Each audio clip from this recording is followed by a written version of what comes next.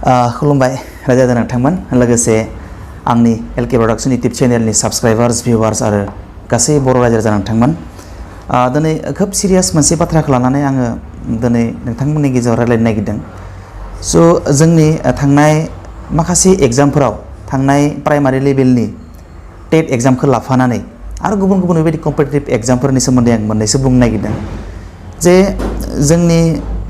आरो नोंथांमोन दिनै आं मोनसे भिडिअ देखायगोन जोंनि बर' थुनलाइ आफादनि आफादगिरि तरेन बर' सारनि मोनसे भिडिअ देखायगोन आं नोंथांमोननो आरो बिथांनि मोनसे स्पिच बिबुंथि लाखिनाय बे बिबुंथि लाखिनायनि सोमोन्दै आङो मोनसे बाथ्राखौ बिजिरनो नागिरदों। आंनि नलेजआ एस फार एस माइ नलेज रिचेस आंनि नलेजआ जिमान सहैयो आं बे मोनसे बाथ्राखौ लानानै बिजिरनो नागिरदों। नोंथांमोना आंनि भिडिअखौ नायोब्ला एसे बुजिना मोनगोन आरो नैबे भिडिअखौ नोंथांमोना ओरैबायदि शेयार खालाम जाहाथे बै बर' कम्पिटिटिभ एग्जामफोराव बर' मिडियामनि पेपार दानग्रा आरो बर' मिडियामनि इन्टारभिउ लाग्रा जाहाथे सार बिथांमोननिसिम आंनि बे भिडिअआ सहैयो आरो जाहाथे साफ्रोमबो बे बर' मिडियामनि कम्पिटिटिभ एग्जामनि बड' मिडियाम पेपार दानग्रा आरो इन्टारभिउ लाग्राफ्रा बे बाथ्राखौ साननानै नायो आं बिथांखौसो खावलायनो नागिरदों। स' गिबियाव मोनसे बाथ्राखौ बुंनो नागिरखादों आङो ओमफ्राय बे भिडिअनि गेजेरजों आं रावखौबो सोंखारिनो बे भिडिअनि गेजेरजों आं सोरखौबा नेगेटिभ कनसेप्ट लानानै बाथ्रा बुङाखै आं खिन्थु बे भिडिअनि गेजेरजों आङो गासै बर' रायजो राजा जोंनि बर'नि मेलेमजिबि सार माने कम्पिटिटिभ एग्जामनि पेपार दानग्रा सार नोंथांमोन कम्पिटिटिभ एग्जामनि उनाव इन्टारभिउ लाग्रा सार नोंथांमोन आं बिथांमोननिसिमसो मोनसे मेसेज आंनि बिजिरनायनि आंनि थौले मेलेमजों बिजिरनाय मोनसे बाथ्राखौसो आङो मिथिनो लुगैदों आरो बिथांमोनखौ आङो खावलायदों जे बिथांमोना बेखौ एसे साननानै नायनांगौ। दिनै आङो बुंनो नागिरदों जिथु थांनाय टेट एग्जामनिखौनो आं एग्जाम्पल लाथ'नि थांनाय प्राइमारि लेभेलनि टेट एग्जामाव जोंनि बांसिन फरायसाफ्रानो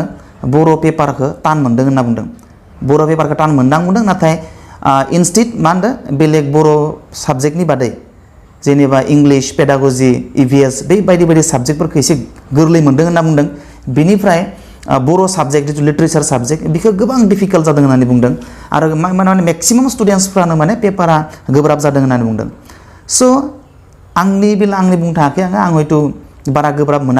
मोनाखैमोन थेवब्लाबो हयथ' मेक्सिमाम जिहेतु स्टुडेन्टफोरानो बर' स्टुडेन्टफोरानो बर' पेपारखौ गोरा जादों होनना बुंदों सिलेबासनि बाहेरायाव गोलैदों होनना बुंदों। आं बै बाथ्राखौसो बिजिरदों आरो जोंनि गोरों गोरा जायफोरा माने कम्पिटिटिभ एग्जामनि पेपार दानो जायफोरा कम्पिटिटिभ एग्जामनि इन्टारभिउफोरखौ लायो आं बिथांमोन सारखौबो बै सार बिथांमोनखौबो आङो बिजिरनो खावलायनो नागिरदों। दिनै बर' स्टुडेन्टफोरा ससियेल स्टाडिस पेडाग'जि इंलिश बा EVSफोरखौ गोरलै मोनदों नाथाय बर' साबजेक्टखौ गोरा मोनदों होनना बुंदों। थ' जिहेतु मेक्सिमाम स्टुडेन्टफ्रानो बे बाथ्राखौ बुंदों आं एसे सानना नायनायनि सम होननानै साननानै लादों आरो सार बिथांमोनाबो जाहाथे साननानै नायो बे बाथ्राखौ। खिन्थु जोंनिफ्रा ओरैबो दङ आरो जेनेबा जिहेतु जोंनि मानसिफ्रा कम्पिटिटिभ एग्जामनि पेपारखौ दानफेरनो मोनाखै बांसिन जेनेबा कम्पिटिटिभ एग्जामफोराव बर' मिडियाम हाबसननायफ्राव बारा गोबाव जायाखै नालाय कम्पिटिटिभ एग्जामफोरनि उनाव इन्टारभिउ लानायाबो बर'आव सोंनायफ्रा बारा गोबाव जायाखै नालाय बेनिखायनो नैबायदि मोनसे जायो जोंनि बर' मानसिफ्रा गासैबो नङा सासे सानैनि बेलायाव जायो बियो जेनेबा जोंनि मानसिफ्रा जेनेबा कम्पिटिटिभ एग्जामनि पेपार सेट खालामनो मोनोबाथाय गावखौनो एसे गोग्गानाय फिल खालामो आरो आं पेपार दाननो मोन्दों कम्पिटिटिभ एग्जाम एन्टायार बर' हारिनि थाखाय आङो कुइसन पेपारखौ कम्पिटिटिभ एग्जामनि कुइसन पेपारखौ आं दानगोन APSCनि बर' पेपारखौ आं दानगोन टेट एग्जामनि बर' पेपारखौ आं दानगोन आंनो बिबान होदों आं माने राजा जाबाय आरो थ' खायसेनि माने सेन्टिमेन्टआव बेबायदि माने साननाय फैनो हागौ जे आं पेपार दाननो मोन्दों डेन्जार बरिया दानखानि बिराद टान दाननि आङो बिराद स्टेन्डार्डआव दाननि आङो थ' बेबायदि हयथ' आं फोरोंगिरि जोंनि कम्पिटिटिभ एग्जामनि बर' मिडियाम पेपार दानग्रा सारफोरनि गेजेराव आं बेखौ जायो नामा होनना सन्देह मोनसे जादों आंहा। मानोना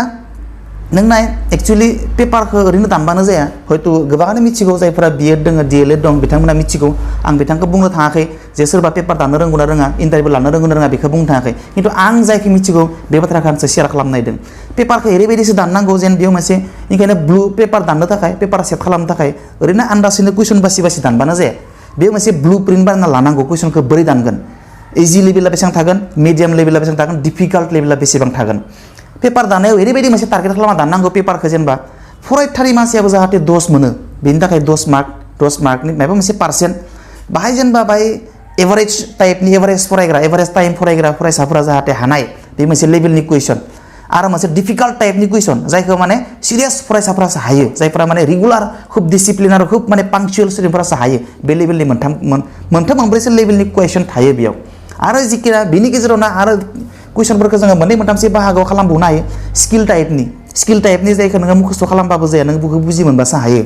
आरो माखासे कुइसनफोरनि लेभेल दं बेयो जाबाय जिके टाइपआ जाबाय बुजि मोननायजों खुनु खोथा गैया जास्ट मायथाइयाव गोसो लाखिनांगौ गोसो थाबानो हायो थ' बै जिथु ग्राउन्ड्सफोरखौ जेब्ला नों नायनाय नङा आरो पेपारफोरखौ दाननाय जायो बै ग्राउन्ड्सफोरनि सायावसो बेसिस खालामनानै कुइसन papers of the examinations are set on the basis of this grounds स' ओरैनो जों कुइसन नायगिरनानै दानबाय कुइसन मोजां मोनदों होबाय बिदि जाया एज ए हल नायग्रोनांगोन जोङो बेयाव इजि लेभेलनि कुइसन जों बेसेबां होगोन इजि लेभेलनि कुइसना खम बिबांनि जानांगोन जायखौ बाहाय बांला फरायनाय मानसिफ्रासो हागोन आरो बाहाय डिफिकाल्ट लेभेल बाहाय माने मिडियाम डिफिकाल्ट मिडिएटर टाइपनि मिडल सिस्टेमनि मिडिएटर टाइपनि स्टुडेन्टफ्रा जाहाथे हानाय बिगोदै मोनसे टाइपनि कुइसन आरो मोनसे दहायनो बुंदों आङो डिफिकाल्ट लेभेलनि कुइसन जायफ्रा सिरियास फरायो बिसोरसो हायो स' कुइसनखौ बेबायदि लेभेलाव दानो जायो खिन्थु जोंनि हयथ' खानैसो बर' फोरोंगिरि जायफ्रा कम्पिटिटिभ एग्जामनि कुइसन पेपार बर' मिडियामनि कुइसन पेपार दाननो मोनो हयथ' बिथांमोना बिराद मोनसे गावखौनो फिलिं माने गोग्गानाय मोनसे फिल खालामो खोमा जेनेबा आं बर' पेपारखौ दाननो मोन्दों कम्पिटिटिभ एग्जामनि आं एपिएससि एग्जामनि एपिएससिजों आं बर' कुइसन पेपारखौ दाननो मोन्दों आङो बरिया दामखानि आङो जाहाथे रावबो बाहाया बेबायदि हयथ' मेन्टेलिटि लाना दानोबो जानो हानाय दानाबो जानो हानाय आं जास्ट बेखौ आल'सनासो खालामदों हयथ' बेयो अपेन जानांगौ बा आं इउपिएससि एग्जामनि बर' कुइसन पेपारखौ आं दाननो मोन्दों आङो बहुत डिफिकाल्ट दाननि बेखौ माने खुनु बुजि मोनि दाननि मानोना इउपिएससि पास जानाय माने इमान सहस नङा इउपिएससि पास जानांगोन बा बियो बेफोरखौ मिथिनांगोन खिन्थु बे बुस्थुखौ जोङो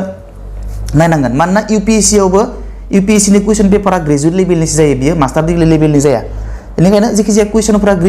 ग्रेजुवेट लेभेलनि जायो दा नै टेट एग्जामनियावबो मोनसे उदाहरन लानो नागिरदों आं टेट एग्जामावबो बेयाव जिमान टान फाया मानो नोङो टानखौ नोङो सिलेबासनि गेजेरजों लानांगोन आरो बेखौ एमइ लेभेलावनो लानांगोन एमइ लेभेल आरो मेक्सिमाम लाङोबाथाय बेयो हायार लेभेलनि माने ग्रेजुवेट लेभेलनि कुइसन मोनफा मोननै थागोन आरो बै ग्रेजुवेट लेभेलनि कुइसनखौ बै पांक्चुअल स्टुडेन्टफ्रा सल्युसन खालामगोन आरो ग्रेजुवेट लेभेलनि नङि जिथु एमइ लेभेलनि कुइसनफोरखौ बेखौ माने जास्ट एभारेज स्टुडेन्टफ्रानो खिन्थु पास खालामनाय नङा एभारेजाव बे नङा जे खोब गोरलैयाथ' म एभारेज गोलैबावनो आरो एभारेज गोलैनाय नङा जायफोरा माने बाहाय बांला फराया 2-3 घन्टा फरायग्रा मानसिफोर जाहाथे बेफोरबो पास जाहां मार्क्स लाखिनो हायो बा पास जेन थेन पास जानाय बेबायदि लेभेलनि कुइसनफ्रा थायो आरोखि दा आङो मोनसे बाथ्राखौ आंनि इम्पर्टेन्सनि बाथ्राया नैबेसो दा नै हाइ स्कुलनि टेट एग्जाम फैगासिनो दङ जाहाथे हाइ स्कुलनि टेट एग्जामाव एखे मोनसे सिचुवेसना जानाङाथों जितु प्राइमारि लेभेलनि जोबनानै थांनाय जितु प्राइमारि लेभेलनि टेट एग्जाम बै प्राइमारि लेभेलनि टेट एग्जामाव जिबायदि सिचुवेसन मोनसे जाबाय बर' पेपारा बर' साबजेक्टनि कुइसन पेपारफ्रा बिराद डिफिकाल्ट जादों होननानै जाहाथे जोंनि मानसिफ्रा बुंनाङाथों आङो बेखौ फोथायामोन जे बर' कुइसना गोब्राब जादों होननायखौ आं फोथायनो माने गोब्राब मोनदों थेवबो मोनसे बाथ्रानि थाखाय फोथायनो गोनां जादों मानोना बै जायफोरा बर'नि पेपारखौ गोब्राब मोनदों होननानै बुंदों मेक्सिमाम स्टुडेन्टफोरा बेलेग साबजेक्टफोरखौ इजि मोनदों जेनेबा इभिएस पेडागजि इंलिसफोरखौ गोरलै मोनदों खिन्थु बेखौ मस्ट डिफिकाल्ट मोनदों थ' बेनिफ्राय साननो गोनां जायो जेनेबा जोंनि बे पेपार दानग्राफोरा हयथ' सिलेबासखौ कभार खालामाखैबो जानो हानाय आरो हयथ' बे बुस्थुखौ खालामनांगोन मानोना जोङो बर'नि पेपार दाननायखौ खोब स्ट्रिक्टलि माने लिगेलाव दोननांगोन बा नोङो बेखौ खोब माने जिबायदि जानांगौ पेपार दाननाया बेलेग मिडियामनिफ्रा माबायदि जादों इभिएसखौ बेसेबां डिफिकाल्ट लेभेलाव दानदों पेडागजि साबजेक्टखौ बेसेबां डिफिकाल्ट लेभेलाव दानदों बे डिफिकाल्ट लेभेलखौ नायनांगोन थारमाने एसामिसनि हमना ला एसामिस लिटारेचारा कुइसनखौ बेसेबां लेभेलाव दानगोन मा लेभेलाव दानगोन डिफिकाल्ट लेभेला बोरै जागोन इजि लेभेला माबायदि जागोन बै लेभेलफोरखौ मिलायनानै जाहाथे दाननांगौ आरो ओंखायनो आं बुंदों नैबे जिथु 22 डिसेम्बराव जानो गोनां जिथु हाइ स्कुलनि टेट सेकेन्डारि टेट एग्जाम फैगासिनो दं बै सेकेन्डारि टेट एग्जामनि जाहाथे कुइसन पेपारखौ जाहाथे खूब सालिजारि दानो जायफोरा जाबाय बे हाइ स्कुल टेटनि बड' साबजेक्टनि कुइसन पेपारखौ जायहा दाननायनि बिबान मोनो जाय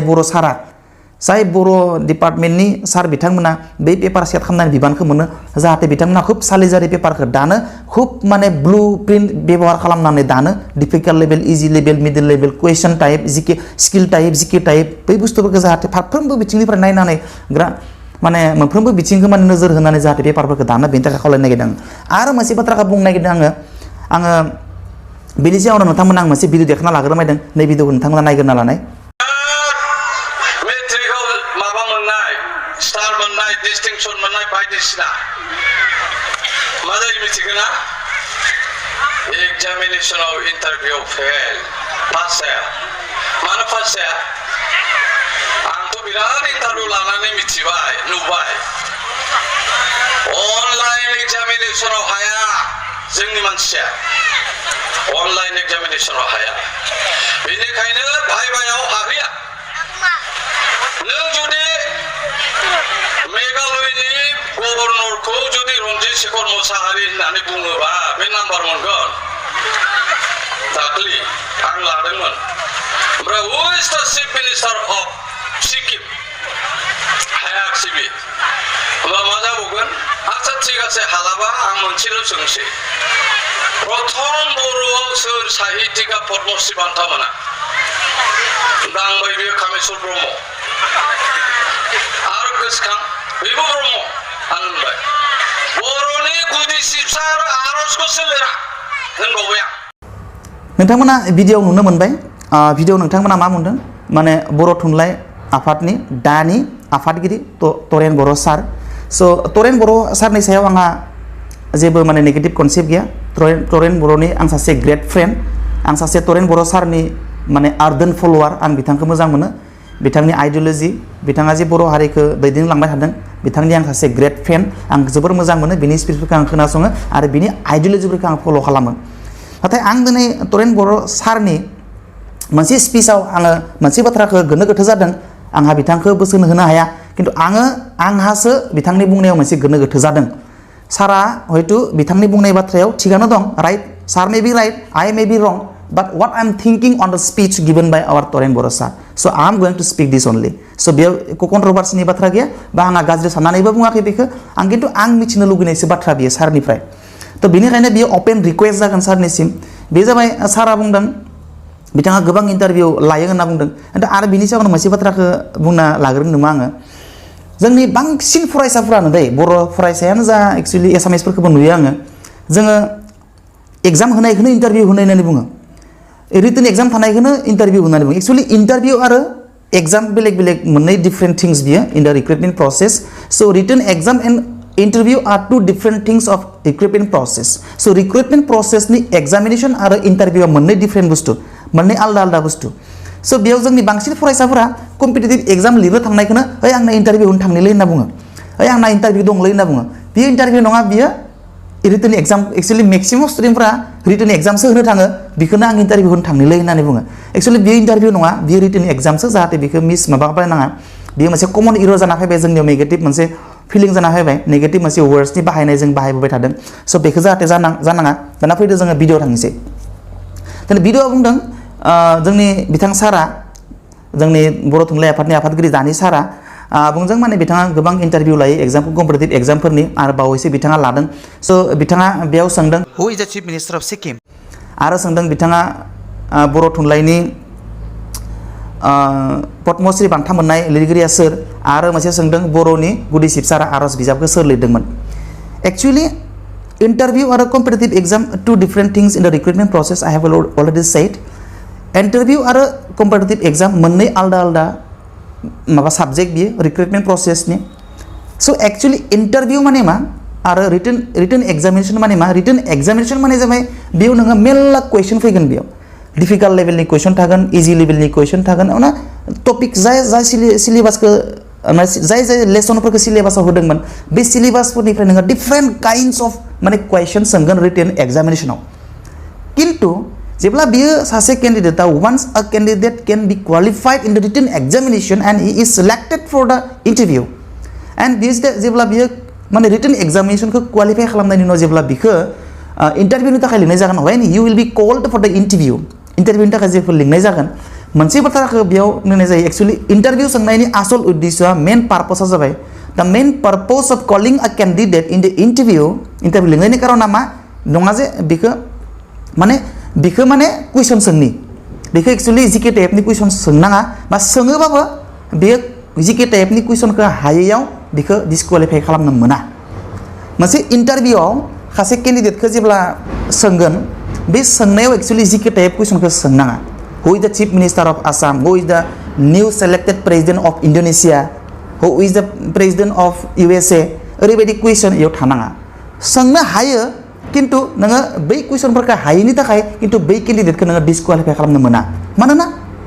such type of questions have been already said in the written examination. Mana bebaidi actually GK type ni question ba syllabus ni theo thanai question ko already written exam do likhangkhabai bai candidate आरो बिनिखायनो बे written एग्जामाव pass जानाय खायनोथ' बिखौ interview लिंनाय जादों होमबा interview माखौ सोंनांगोन actually इन्टारभिउनि आसल उद्देश्यआ जाबाय मा नायनाय द मेन पार्पस अफ कलिंग अस candidate in the interview is to test the personality of a candidate the presence of mind of a student the candidate हमना ला the attitude the discipline of a candidate actually interview माखौ नायनाय जायो मोनथाम मोनब्रै ग्राउन्डखौल'सो नायनानै selection खालामनाय जायो बे जाबाय कैंडिडेटनि पार्सनेलिटिया माबायदि कैंडिडेटनि माने स्पीकिंआ फ्लुएन्सि दं एक्युरेसि दं ना गैया बे बाथ्रा बुंनायाव स्टुडेन्टनि एटिट्युडआ माबायदि एटिट्युडआ मोजां नंगौना नङा बिनि स्टुडेन्टनि पार्सनेलिटिया थिग नंगौना नङा आरो स्टुडेन्टआ प्रेजेन्स अफ माइन्ड दं ना गैया बेहा माबा मोनसे प्रब्लेम जाब्रबबाय प्रब्लेमखौ समाधान खालामनो हानायनि लामा दिहुनस्रांनो थाखाय लामा दिहुननायनि बेहा केपासिटि दं ना गैया बै बुस्थुखौसो टेस्ट नायनो थाखाय इन्टारभिउआव लिंहरनाय जायो आरो बेबायदि जिके टाइप कुइसनबो सोंनाय जायो इन्टारभिउआव किन्तु बेनि ओंथिया बे नङा जे बे जिके टाइप कुइसनखौ बियो हायाबा बियो डिसक्वालिफाइ जागोन बे नङा किन्तु बेखौ नायगोन बियो माबा मोनसे डिफिकाल्ट कुइसन सोंनानै होबाय जिके टाइप हमना ला हु इज द new selected president of Indonesia सोंना होबाय बिखौ हायाबाथाय बियो बिखौ बोरै टेकेल खालामगोन साप'ज नोंखौ सोंनाय जाबाय गोदानै इन्डोनेसियानि गोदानै सायख'जानाय प्रेसिडेन्टनि मुङा मा हमना ला स्टुडेन्ट खायसे हायाबा बियो माबायदि रियेक्ट खालामगोन बे हायिखौ बियो माबायदि टेकेल खालामगोन बै बुस्थुखौसो नायो किन्तु इन्डोनेसियानि प्रेसिडेन्टआ सोर बिखौ हायिनि थाखाय बिखौ डिसक्वालिफाइ खालामा किन्तु बिखौ डिसक्वालिफाइ खालामगोन बियो बै कुइसनखौ हायियाव बियो माबायदि रियेक्ट खालामदों बे सिचुएशनखौ बियो बोरै हेन्डेल खालामदों बै बुस्थुखौसो टेस्ट खालामनो थाखाय इन्टारभिउ लानाय जायो थारमाने थ' बै बिथिंनिफ्राय आं बिथां सारनि स्पिचआव किन्तु मोनसे बाथ्राखौ बुजिनो मोनाखै सारा हयथ' गोबां इन्टारभिउ लाबोबाय थादों आरो जोंनि बर' सारफ्राबो गोबां इन्टारभिउ लाबाय थागोन उनालासे एपिएससियानो जा इउपिएससियानो जा नाथाय बै एग्जामफोराव जाहाथे बै बाथ्राफोरखौ नोजोर होयो आरो जाहाथे जिके टाइप कुइसन सोंनानै जिके टाइप कुइसनखौ हायिनि थाखाय जाहाथे बर' केन्डिडेटफोरखौ इन्टारभिउआव डिसक्वालिफाइ खालामा दा सारा बेयाव बुंनाय बाथ्राया मा बर'नि गुदि सिबसा आरो आर'जखौ सोर लिरदोंमोन बेखौ हायाबो जानो हानाय मानोना अलरेडि बे कुइसन्सफोरखौ बियो हानोबो हानाय किन्तु हागोन टेलेन्टेडफोरा किन्तु हायिनि थाखाय बिखौ डिसक्वालिफाइ खालामनाया हयथ' बारा लिगेल बायदि मोना आङो मानो होननानै बुङोबा बेबायदि कुइसनखौ अलरेडि जितु रिटेन एग्जाम होखांबाय रिटेन एग्जामाव बियो अलरेडि क्वालिफायानो जाखाबाय स' बेनिखायनो बेफोरबायदि कुइसनखौ एक्चुअलि इन्टारभिउ सोंनाङा आरो सोंनांगौबाबो नाथाय बियो जास्ट बे कुइसनखौ मोननो थाखाय नङा बिनि एटिट्युडखौ नायनो थाखायसो बै कुइसनखौ हायाबा बियो बोरै रियेक्ट खालामो बिनि एटिट्युडआ बोरै जागोन बिनि प्रेजेन्स अफ माइन्डआ माबायदि हाया होनना हमना ला हायिखौ बियो बोरै हायो होनगोन माबायदि हाया होनना फोरमायगोन थ' बै बुंनायनि skill personality attitude discipline presence of mind बे बुस्थुफोरखौ नायनो थाखायसो एक्चुअलि इन्टारभिउआव लिंहरनाय जायो आङो गोबां बिजाब फरायनानै मोननाय बायदिब्ला आङो नेशनेल इन्टारनेशनेल इन्टारभिउ गोबां साक्सेसफुल पार्सननिया लिरनाय माने आर्टिकल्स इन्टारभिउनि सायाव लिरनाय आं बिजाब गोबां फरायबाय आं प्रेक्टिकेलि मोनाबाबो आं थियरिटिकेलि गोबां मोनबाय मानोना आङो गोबां माने I have read a lots of articles written in national international magazines लिरनायफोरखौ आं नायबाय because all the successful person who got selected in the top examinations like UPSC and APSC they also don't say all these things actually in the interview what is asked what questions are asked all these questions are not the GK type but all these questions are skill type and just these questions are to test the skill of speaking skill of handling a problem then presence of skill presence of minds to test all these things of a candidate only the questions are asked in the interview so बेखिनि बाथ्राखौ आङो खोब सारनिफ्राय मिथिनो लुगैदों आरो सारल' नङा बा जोंनि जायफोरा माने कम्पिटिटिभ एग्जामफोराव माने बर' मिडियामनि कुइसनखौ सेट खालामनो थाखाय बिबानखौ मोनो बिथांमोना जाहाथे खुब हुसियारै बेफोरखौ नायो आरो कम्पिटिटिभ एग्जामनि एग्जाम पास खालामखांनायनि उनाव इन्टारभिउ सोंनायनि बिबानखौ जाय सारमोना मोनो बिबानखौ बिथांमोना जाहाथे बेफोरखौ नायो आरो मोनसे बाथ्रा खावलायखांनो नागिरदों आङो जाहाथे फैबाय थानाय 22 डिसेम्बराव जानो गोनां सेकेन्डारि टेट एग्जामनि बर' मिडियामनि पेपारखौ जाहाथे एखे बै माने प्राइमारि लेभेलनि कुइसन बायदि दाना आनएक्सपेक्टेड कुइसन दाना जाहाथे साफ्रोमबो बर' मानसिफोरा इजि नङाबाबो जाहाथे बाय तानानो जाथों किन्तु बियो जाने सिलेबासाव थानांगोन आरो बियो जाने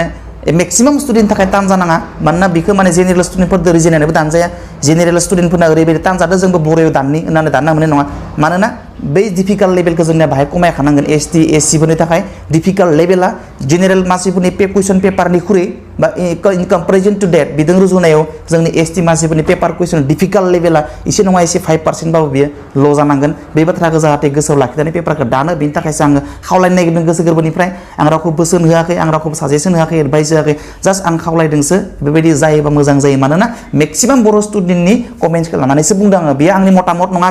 बे जाबाय मेक्सिमाम बर' स्टुडेन्टफोरनि जायफोरा माने रिसेन्टलि प्राइमारि लेभेलनि टेट एग्जाम होदों बिथांमोननि कमेन्ट्स बिथांमोननि मतामतखौ लानानैसो आं बे बाथ्राखौ बुंदों स' बे निउस बे भिडिअखौ ओरैबायदि शेयार खालाम जाहाथे साफ्रोमबो बर' मानसिफ्रा मोनो आरो साफ्रोमबो माने बर' कम्पिटिटिभ एग्जामनि पेपार सेट खालामग्रा सार बिथांमोना जाहाथे बेखौ नुयो UPSC APSC बा टेट एग्जामिनेसनानो जा जायखिजाया कम्पिटिटिभ एग्जामनि पेपार सेट खालामग्रा इन्टारभिउ लाग्रा जाहाथे बिथां सारमोननिसिम बे भिडिअआ मोनहैयो आरो जाहाथे बिथांमोना बे बाथ्राखौ साननानै नायो बेनि थाखाय आं खावलायबाय स' इननि भिडिअ आङो लोगो मोननाय मिजिं दिनै बेनो दोनबाय गोजोन्थों बाय